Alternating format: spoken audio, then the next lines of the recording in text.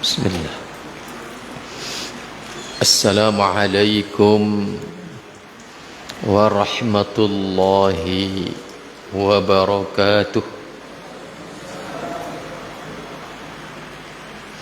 Innal hamdalillah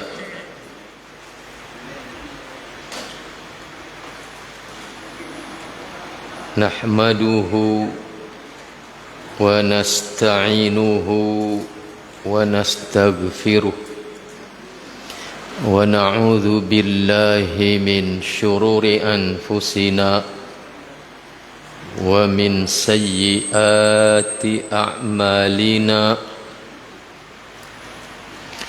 Man yahdihillahu fala mudilla lahu wa man yudlil fala hadiya lahu.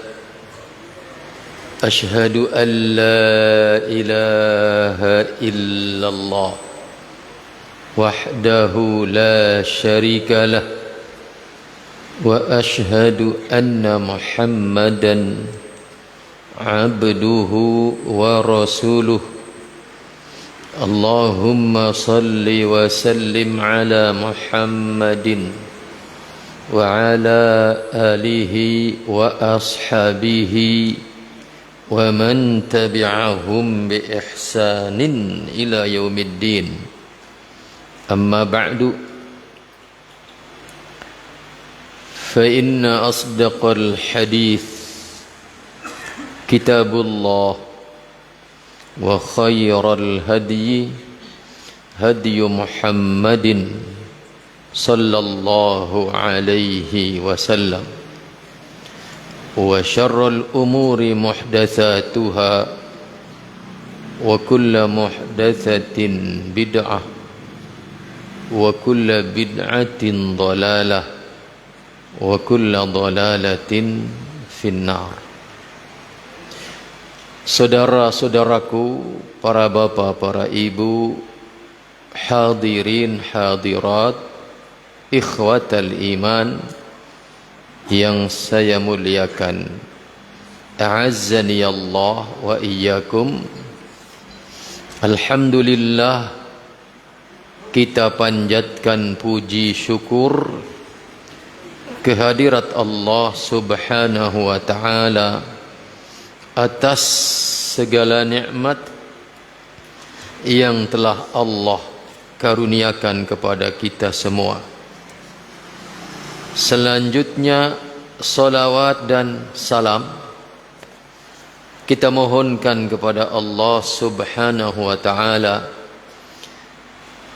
agar senantiasa dilimpahkan dan dicurahkan kepada junjungan kita Rasulullah Nabi Muhammad sallallahu alaihi wasallam beserta keluarga beliau, para sahabat beliau, dan orang-orang yang mengikuti mereka dengan baik sampai hari kiamat nanti. Saudaraku, para bapak, para ibu, ikhwatal iman, hadani Allah wa iyyakum. Kita kembali bersama Mukhtasar Jami'il Ulumi wal Hikami, dan bagi antum yang pegang kitabnya, pada malam ini kita berada di halaman 76. 75. Baik. Kita berada di halaman 75. Di antara al-a'mal, amalan-amalan al-mukaffiratu yang menghapus lis-sayyi'at terhadap keburukan, itu diantaranya adalah as-siyamu wal hajju, puasa dan haji. Kita bacakan. Qala al-musannifu rahimahullah, kata beliau, an Abi Hurairah radhiyallahu anhu 'anil Nabi sallallahu alaihi wasallam qala, dari Nabi Muhammad sallallahu alaihi wasallam beliau bersabda, kata Nabi, man shama ramadhana imanan wahtisaban ghufira lahu ma taqaddama min dhanbi. Yang artinya, barang siapa yang berpuasa di bulan suci Ramadan imanan, karena iman didorong oleh keimanan, wahtisaban dan karena berhitung, yakni berharap kepada Allah, maka barang siapa yang puasa Ramadan atas dasar iman dan ihtisab, yaitu berharap betul akan pahala yang dijanjikan oleh Allah, maka kata Nabi, ghufira lahu ma taqaddama min dhanbihi, diampuni baginya apa-apa yang telah lalu dari dosanya. Dan selanjutnya kata Nabi, wa man qama ramadhana, barang siapa yang melakukan qiyamul lail di bulan suci Ramadan, salat malam di bulan suci Ramadan, imanan wahtisaban, atas dasar iman dan ihtisab, maka ghufira lahu ma taqaddama min dhanbi. Wa man qama lailatal qadri imanan wahtisaban ghufira lahu ma taqaddama min dhanbi. Barang siapa yang melakukan qiyam lailatul qadar, maka jika mengerjakannya atas dasar iman dan ihtisab juga, ghufira lahu ma taqaddama min dhanbi. Lihat, di satu momentum, yaitu bulan suci Ramadan, paling tidak ada 3 amalan yang apabila kita mengerjakannya atas dasar iman dan berihtisab kepada Allah, maka itu mendatangkan ampunan dari Allah buat kita. Puasa, salat malam, salat Lailatul Qadar. Wa anhu, ay an Abi Hurairah radhiyallahu anhu 'anil Nabi sallallahu alaihi wasallam qala, kata Nabi, man hajja hadzal baita, barang siapa yang melaksanakan ibadah haji ke Baitullah, falam yarfuth, kemudian dia tidak melakukan rafas, walam yafsuq, tidak melakukan perbuatan fasik, maka barang siapa yang demikian hajinya, kharaja min dzunubihi, dia akan keluar dari dosanya, kayaumi waladathu ummuhu, seperti di hari di mana dia baru dilahirkan oleh ibundanya, bersih dari dosa. Wa an Abi Qatadah 'anil Nabi sallallahu alaihi wasallam qala fi shaumi Asyura, Nabi bersabda tentang keutamaan puasa Asyura, yaitu di bulan Muharram tanggal 10. Kata Nabi, ahtasibu 'ala Allah, aku berharap kepada Allah dengan puasa 1 hari di hari Asyura itu, an yukaffiras sanah allati qablahu, yaitu bisa menghapus dosa 1 tahun yang lalu.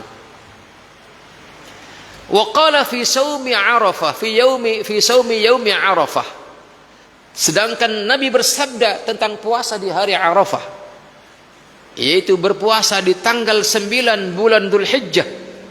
Kata Nabi, ahtasibu 'ala Allah, aku berharap kepada Allah, an yukaffiras sanah allati qablahu wallati ba'dahu, aku berharap puasa 1 hari di hari Arafah itu, di hari tanggal 9 Dzulhijjah itu, aku berharap dia bisa menghapus dosa 1 tahun yang lalu dan 1 tahun yang akan datang. Ikhwatal iman, hadani Allah wa iyyakum. Intinya adalah innal hasanat yudhibnas sayyi'at. Amalan-amalan kebajikan, yaitu amalan dalam rangka taat kepada Allah, ikhlas semata karena Allah, semata dengan syariat Allah, maka yudhibnas sayyi'at, dia akan menyingkirkan keburukan dan mendatangkan kebaikan. Termasuk al-a'mal al-mukaffirah lis-sayyi'at, di antara amalan-amalan yang dengan amalan itu dia bisa menghapus keburukan adalah zikrullah azza wa jal, memperbanyak zikir kepada Allah subhanahu wa ta'ala. Kata al-Imam Ibn Rajab al-Hambali rahimahullah, wa mimma yukaffirul khataya, dan di antara apa-apa yang bisa menghapus kesalahan adalah zikrullah subhanahu wa ta'ala. Wa an Abi Hurairah 'anil Nabi sallallahu alaihi wasallam qala, kata Nabi, man qala subhanallah wa bihamdihi, barang siapa yang membaca zikir subhanallah wa bihamdi, subhanallah wa bihamdi, fi yaumihi, di dalam 1 harinya, mi'ata marrah, 100 kali, maka kata Allah, huttat, dirontokkan khotoyahu, kesalahan-kesalahannya, wa in kanat, walaupun ada kesalahannya itu, mithla zabadil bahr, seperti buih yang mengambang di atas lautan. Para bapak, para ibu, hadani Allah wa iyyakum. Ketika berbicara buih di atas lautan, jangan dikira cuman lautan Indramayu, tetapi ini lautan dari ujung ke ujung.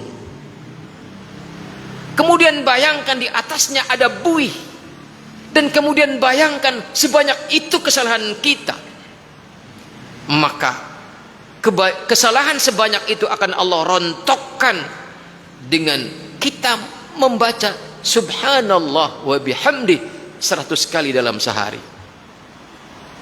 Karena memang bacaan tasbih ini, Pak, Bu, memiliki keistimewaan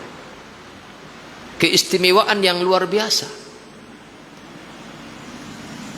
Di dalam Al-Quran surat Al-Ahzab, ya, Allah subhanahu wa ta'ala berfirman, kata Allah, ya ayyuhalladzina amanu dzkurullaha dzikran katsira wasabbihuhu bukratan wa asila. Wahai orang-orang yang beriman, berzikirlah kalian dengan zikir yang banyak. Kemudian kata Allah, wasabbihuhu, dan bertasbihlah kalian, bukratan di waktu pagi, wa asilan, dan di waktu petang. Bapak Ibu yang saya muliakan, hadani Allah wa iyyakum. Kalau kita amati redaksi ayat ini, sesungguhnya zikir tasbih itu sudah di cover oleh kalimat udzkurullaha dzikran katsira. Ya ayyuhalladzina amanu dzkurullaha dzikran katsira. Wahai orang yang beriman, berzikirlah kalian dengan zikir yang banyak. Bagian daripada zikir itu adalah tasbih. Tapi kenapa kemudian Allah perlu menyebutkan secara spesifik dengan firman-Nya wasabbihuhu, dan bertasbihlah kalian di waktu pagi dan petang? Ini kata para ulama, tidaklah zikir yang bernama tasbih disebutkan secara spesifik, ya, Setelah sebelumnya disebutkan zikir secara umum, tidaklah zikir yang bernama tasbih disebutkan secara spesifik, diperintahkan, kecuali artinya zikir tasbih itu memiliki keistimewaan yang luar biasa jika dibandingkan dengan zikir-zikir yang lain. Padahal zikir yang manapun, kata Nabi dalam hadis yang muttafaqun alaih, sebelum saya berbicara keistimewaan zikir tasbih ini, kita berbicara tentang keistimewaan zikir secara umum. Kata Nabi dalam hadis yang muttafaqun alaih, ala unabbi'ukum bi khairi a'malikum, maukah aku kabarkan kepada kalian dengan sebaik-baik amalan kalian, wa azkaha inda malikikum, bahkan sesuci-sucinya amalan kalian di sisi Tuhan kalian, wa arfa'uha, bahkan lebih bisa mengangkat setinggi-tingginya fi darajatikum, derajat-derajat kemuliaan kalian, wa khairun lakum atau wa khairin lakum, dan bahkan lebih baik bagi kalian min infaqidz zahabi wal wariq, ketimbang berinfak dengan emas dan perak.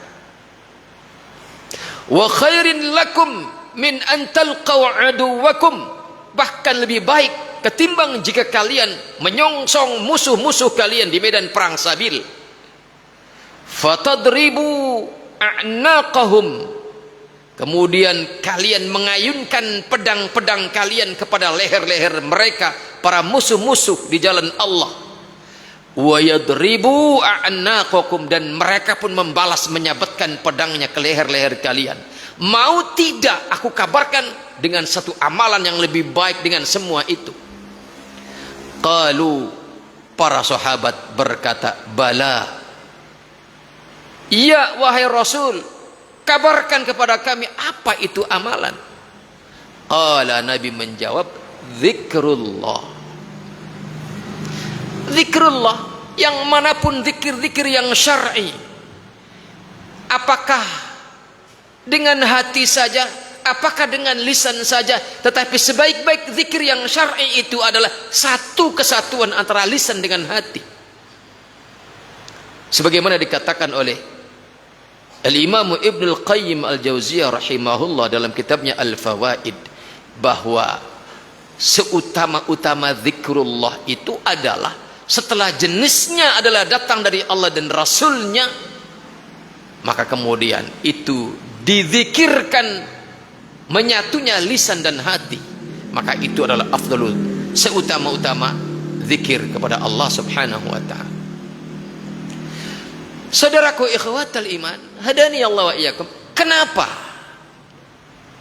Nabi sampai menyebutkan ini amalan adalah bahkan lebih mulia ketimbang amalan yang manapun? Karena orang kalau sudah hatinya, lisannya menyatu dengan zikrullah, maka akan melahirkan hati yang hidup, hati yang subur dengan kebaikan. Dan hati kalau subur dengan kebaikan, maka seluruh kebaikan-kebaikan yang lain akan dia kerjakan dengan baik dan benar. Apalagi zikir yang bernama tasbih, ya. Sehingga Allah perlu menyebutkan secara spesifik setelah udzkurullaha dzikran katsiran, yang padahal bagian daripada zikir itu adalah tasbih, tapi kemudian Allah berfirman wasabbihuhu, dan bertasbihlah kalian di waktu pagi dan petang. Karena tadi lihat, hanya dengan subhanallah wa bihamdi 100 kali dalam satu hari, kesalahan sebanyak buih di atas lautan, yang mana lautan itu lebih luas daripada bumi, akan Allah hapuskan. Dan bahkan dalam ayat yang tadi saya bacakan, setelah Allah memerintahkan, wahai orang-orang yang beriman, berzikirlah kalian kepada Allah dengan zikir yang banyak, dan bertasbihlah kalian dengan membaca tasbih di waktu pagi dan petang.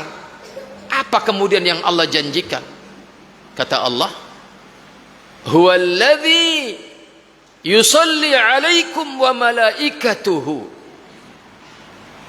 Dialah Allah yang membacakan salawat atas kalian, dan demikian pula para malaikatnya.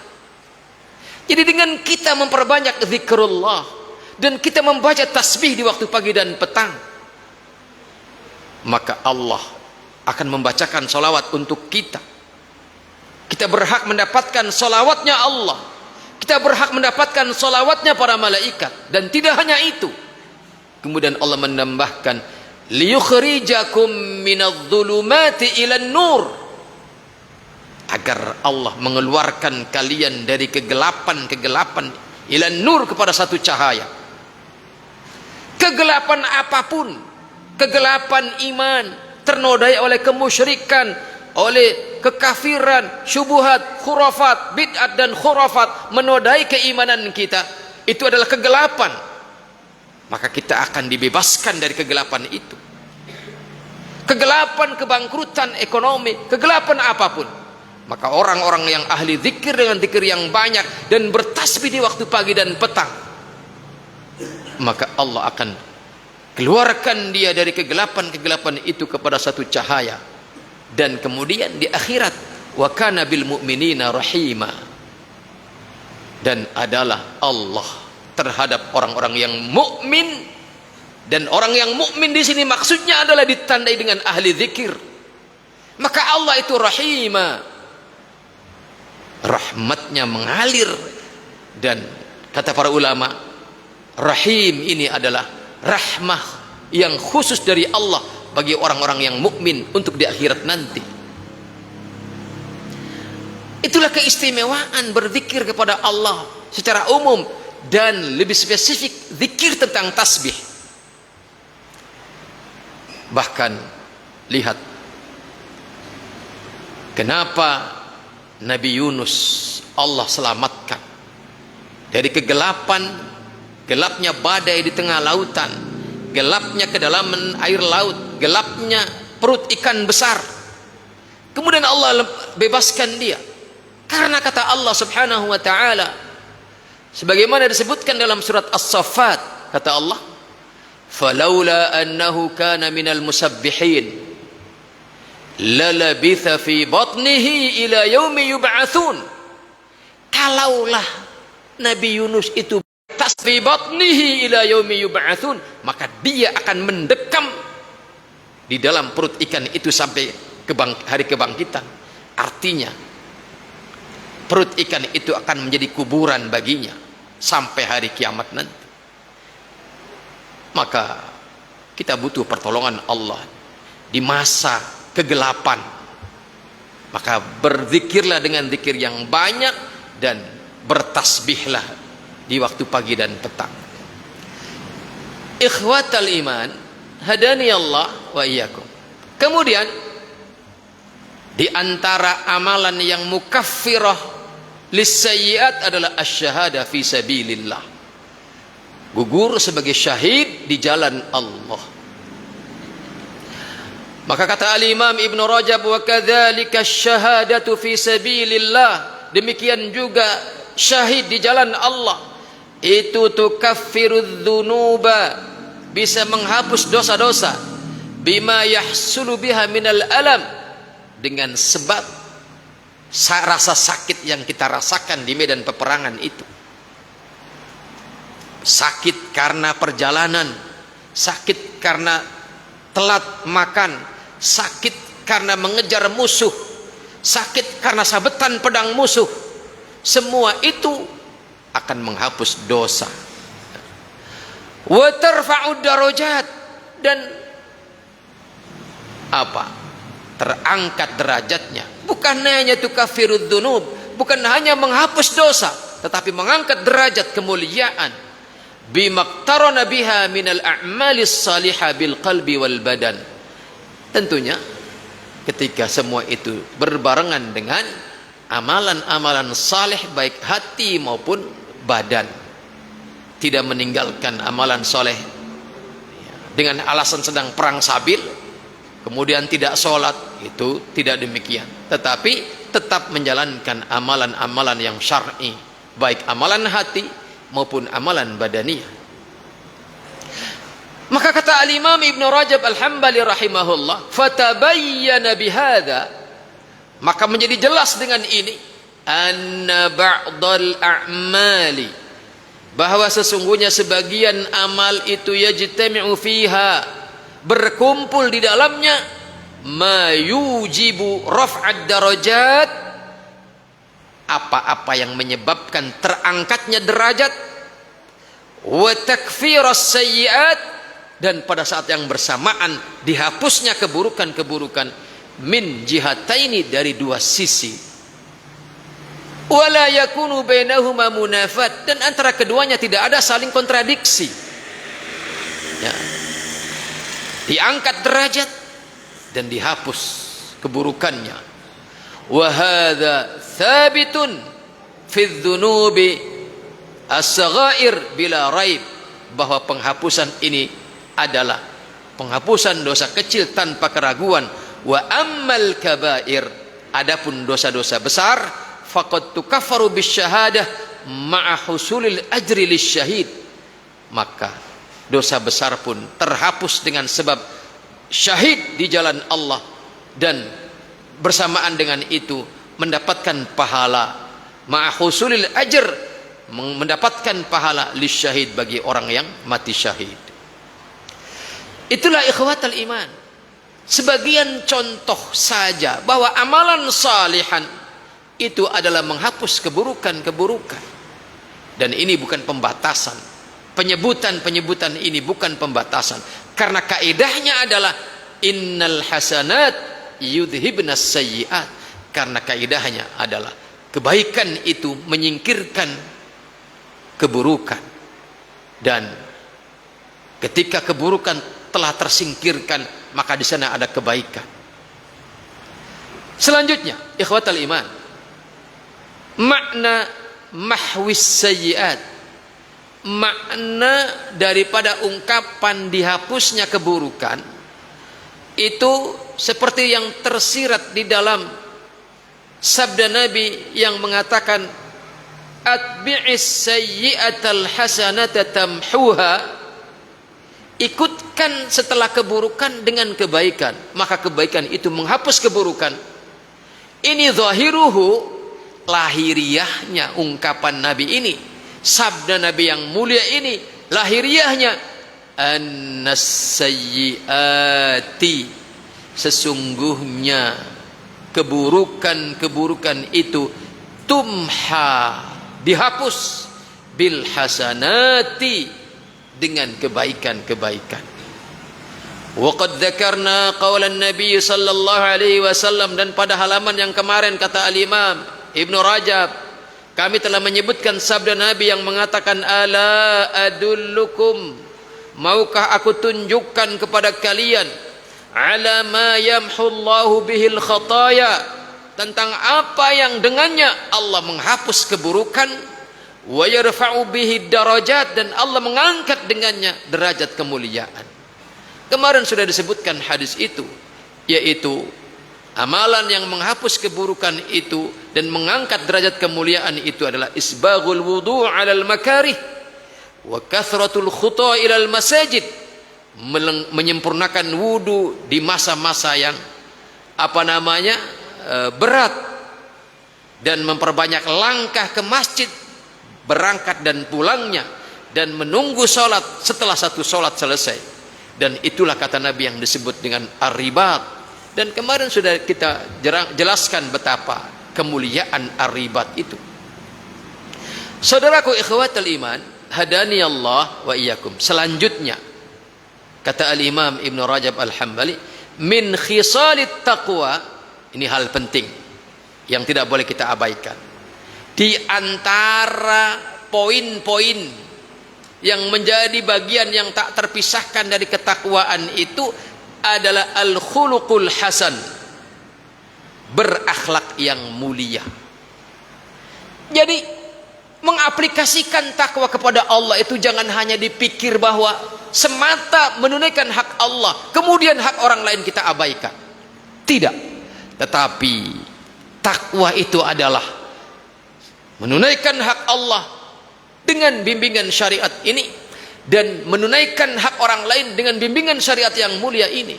Dan seagung-agung hak orang lain adalah mendapatkan akhlak mulia dari kita. Kita berakhlak mulia terhadap mereka. Maka kata Al-Imam Ibn Rajab Al-Hambali, sabda Nabi yang mengatakan wa khaliqin nasa bi khuluqin hasanin, yang artinya dan berakhlaklah kalian terhadap manusia bi khuluqin hasanin, dengan akhlak yang mulia. Ini adalah ujung daripada hadis yang kita bahas malam itu, yang malam ini, yaitu hadis ke-18. Ya, setelah Nabi mengatakan ittaqillaha haitsu ma kunta wa atbi'is sayyi'atal hasanata tamhuha, di penghujungnya Nabi mengatakan wa khaliqin nasa bi khuluqin hasanin. Perlakukan manusia dengan akhlak yang baik. Kata Al-Imam Ibn Rajab, hadza min khisalit taqwa. Berakhlak yang baik itu adalah bagian yang tak terpisahkan dari ketakwaan kepada Allah Subhanahu wa taala. Bahkan kata beliau, wala tatimmu at-taqwa illa bihi. Tidak sempurna ketakwaan seseorang kecuali apabila dia menghiasi dirinya dengan akhlak yang baik. Maka kata Al-Imam Ibnu Rajab Al-Hambali, kenapa bahwa akhlak yang baik itu sebenarnya adalah bagian yang tak terpisahkan oleh kalimat ittaqillah, bertakwalah kalian kepada Allah. Sesungguhnya bagian daripada takwa kepada Allah itu mengcover berakhlak yang mulia kepada orang lain. Tapi kenapa di penghujung kembali Nabi menyebutkan wa khaliqin nasa bi khuluqin hasan, disebutkan akhlak yang mulia itu secara spesifik? Penjelasannya sama, yaitu bahwasanya akhlak yang baik kepada orang lain itu memiliki keistimewaan, yang keistimewaannya akan menjaga kemuliaan ketakwaan kepada Allah. Yang apabila akhlak yang baik itu kita abaikan, maka kemuliaan yang bernama takwa kepada Allah yang berupa menunaikan hak Allah akan runtuh. Sebagus apapun tauhidmu, sebagus apapun sholatmu, sebagus apapun puasamu, sebagus apapun bacaan Qur'anmu, akan runtuh kebagusan semua itu kalau akhlak kita buruk kepada orang lain. Ya.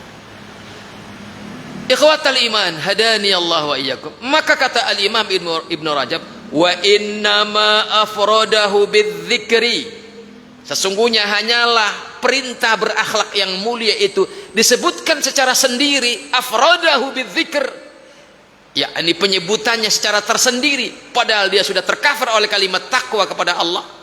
Itu kenapa disebutkan secara spesifik, lil hajati ila bayani, karena butuh penjelasan. Ya. Fa inna katsiran minan nas, kenapa butuh dijelaskan? Karena kebanyakan manusia yadhunnu, dia meyakini atau mengira, anna taqwa hiyal qiyamu bihaqqillahi duna huquqi ibadi.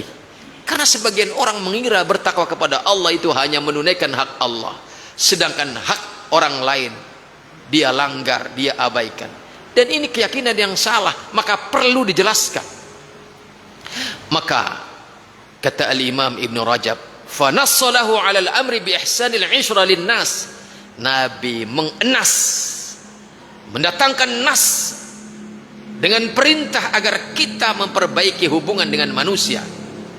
Bahkan fa innahu kana qad ba'athahu ilal Yaman, Nabi mengutus satu sahabatnya ke negara Yaman sebagai mualliman, sebagai pengajar kebaikan lahum kepada ahli Yaman, wa mufaqqihan, sebagai pengajar pemahaman agama dengan benar, wa qadiyan, dan mengutus sebagai seorang qadi.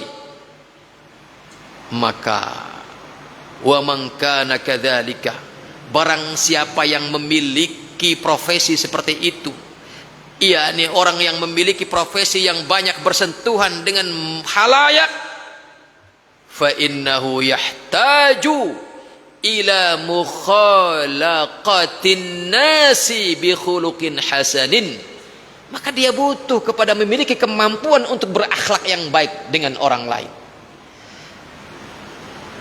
Ma la yahtaju ilaihi ghairuh, yang berbeda kalau orang itu tidak memiliki profesi publik. Ya, seperti seorang hakim, seorang qadhi, seorang public figure, ya, apapun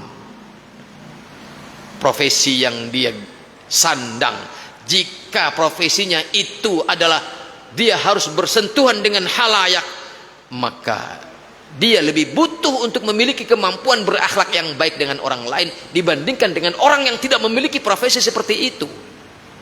Ya. Maka kata al-Imam Ibn Rajab, ma la yahtaju ilaihi ghairuhu mimman la hajata linnasi bihi wa la yukhalituhum. Berbeda dengan orang yang tidak begitu dibutuhkan oleh orang banyak, berbeda dengan orang yang tidak banyak berbaur dengan orang lain. Kalau kita sebagai seorang public figure lebih butuh memiliki kemampuan berakhlak yang mulia. Maka selanjutnya kata al-Imam Ibn Rajab, wa katsiran ma yaghlibu ala man ya'tani bil qiyam bi huquqillah wal in'ikaf ala mahabbatihi wa khasyatihi wa ta'atihi ihmalu huquqil ibadi bil kulliyati aw taqsiri fiha. Betapa banyak, ya, katsiran ma yaghlibu ala man ya'tani bil qiyam bi huquqillah, betapa banyak pada realitanya orang yang bersungguh-sungguh menunaikan hak Allah, ya'tani bi huquqillah, ya'tani bil qiyam bi huquqillah, orang-orang yang bersungguh-sungguh menegakkan hak Allah, wal in'ikaf ala mahabbatihi wa khasyatihi wa ta'atihi, orang yang bersungguh-sungguh menyatakan cintanya kepada Allah, rasa takutnya kepada Allah, taatnya kepada Allah, tetapi kemudian klaim itu tidak didukung oleh apa? Baiknya menunaikan hak orang lain, sehingga dia itu apa? Ihmalu huquqil ibadi bil kulliyah aw taqsir fiha, sehingga dia dengan dalis menunaikan hak Allah, kemudian dia mengihmalkan, mengabaikan hak orang lain secara keseluruhan, atau paling tidak dia malas menunaikan hak orang lain. Maka ini salah. Maka kata al-Imam Ibn Rajab al-Hambali, wal jam'u bainal qiyam bi huquqillah wa huquqi ibadihi azizun jiddan. Menggabungkan, dan ini orang yang memiliki kemampuan menggabungkan menunaikan hak Allah dan menunaikan hak orang lain, ini memiliki keunggulan dibanding orang-orang lain. Kenapa? Karena menggabungkan al-jam'u bainal qiyam bi huquqillah, menggabungkan antara menegakkan hak Allah wa huquqi ibadihi, dan menunaikan hak para hambanya, itu azizun jiddan, berat sekali.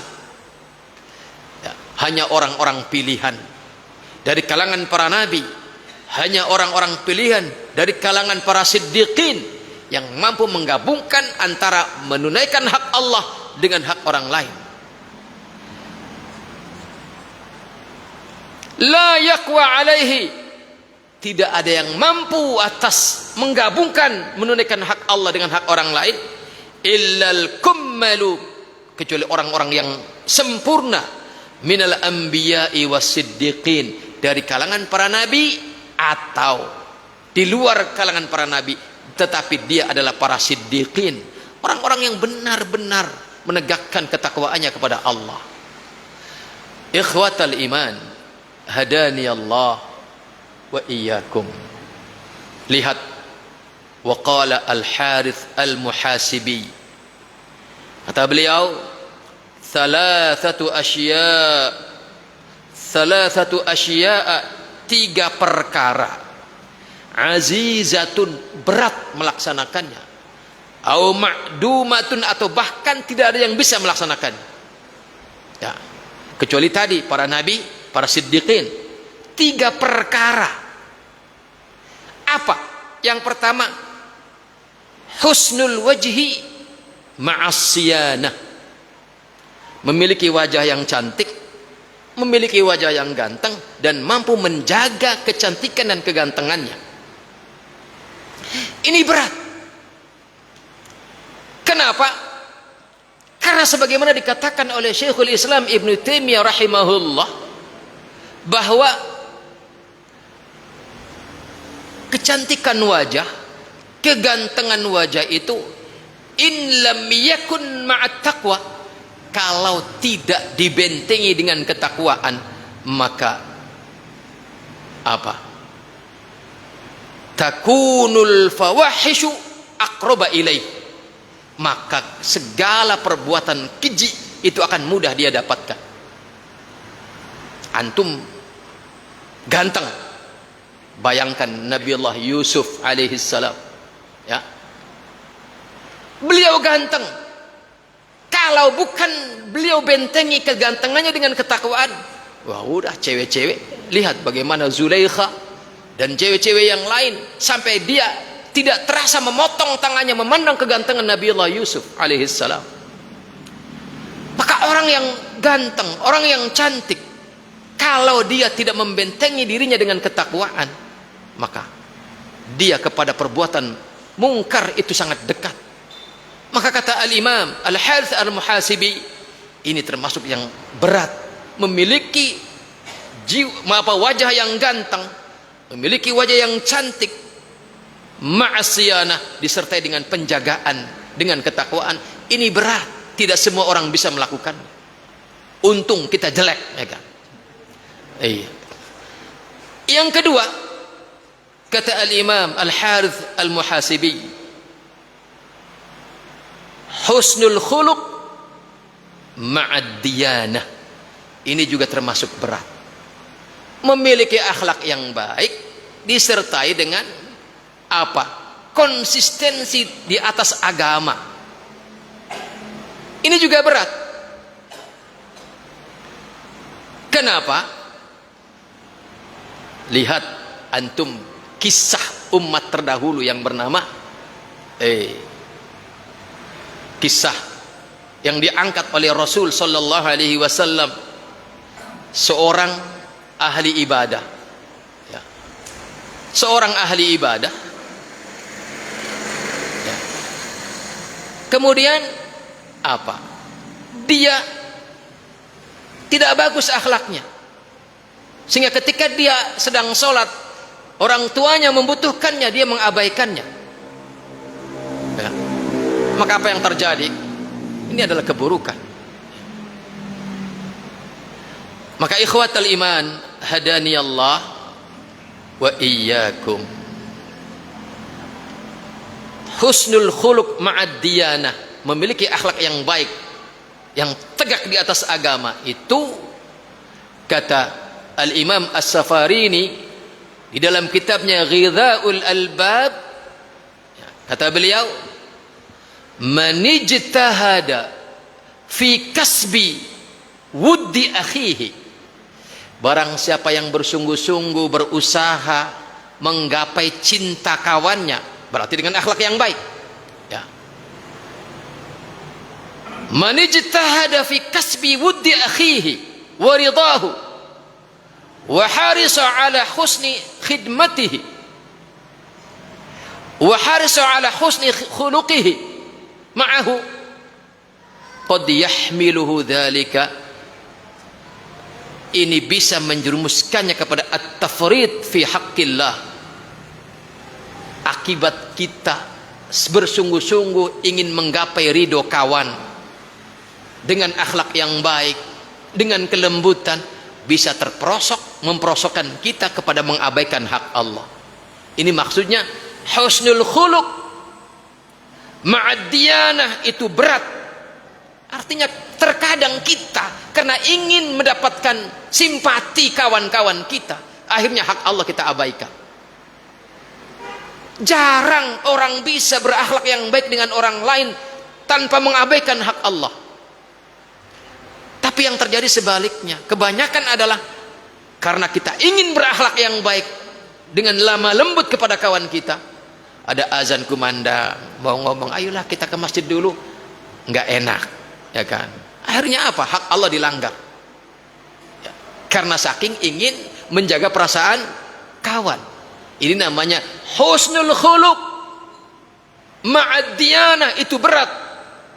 Gara-gara kita ingin menjaga perasaan kawan kita, ingin berlemah lembut dengan kawan kita, akhirnya hak Allah diabaikan. Kita lagi ngobrol, dia bertamu ke rumah kita, ada kumandang maghrib, ada kumandang sholat isya, kita nggak enak ya, ngajak dia ke masjid, boro-boro mau ngajak ke masjid, i'tidhar saja, afan nih saya mau ke masjid dulu, ayo kita ke masjid. Itu berat ya. Yang ketiga kata beliau adalah apa? Wa husnul ikha'i ma'al amanah. Baiknya persahabatan tapi di cover dengan penuh amanah. Ini berat juga ya. Saking ingin menjaga perikhaan, persaudaraan dengan orang lain, terkadang amanah ini terabaikan, tidak amanah lagi.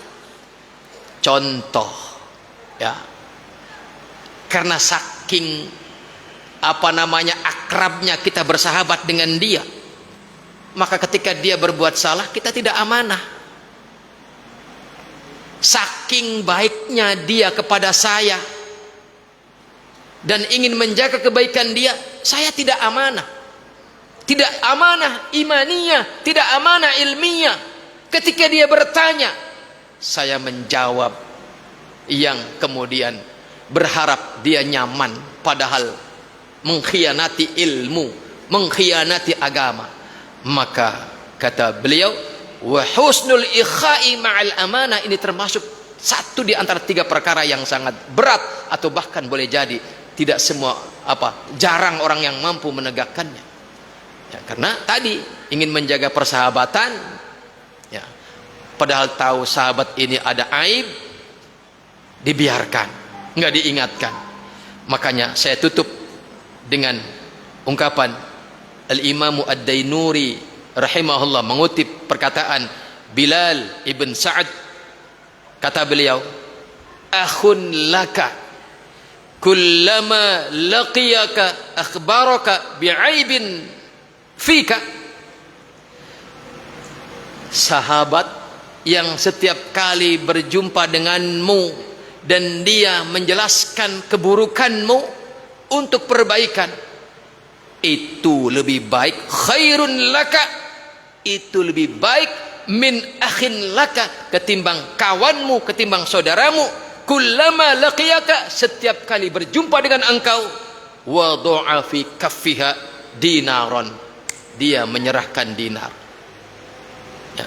Kata beliau, sahabatmu yang selalu mengingatkanmu dari keburukan itu lebih baik daripada sahabatmu setiap kali jumpa dia ngasih donasi, dia ngasih sumbangan, dia ngasih bantuan, dia ngasih dinar. Tapi kita kebalik ya kan, kawan yang selalu mengingatkan aib kita agar diperbaiki kita jauhin, kita tinggalin, malah kita memilih kawan yang sekedar untuk urusan dinar, urusan uang ya. Maka perhatikanlah diri kita berada di posisi yang mana. Demikian, semoga bermanfaat, dan insya Allah kita lanjutkan pada pertemuan yang akan datang insya Allah. Subhanakallahumma wa bihamdika asyhadu an la ilaha illa anta astaghfiruka wa atubu ilaik. Assalamualaikum warahmatullahi wabarakatuh.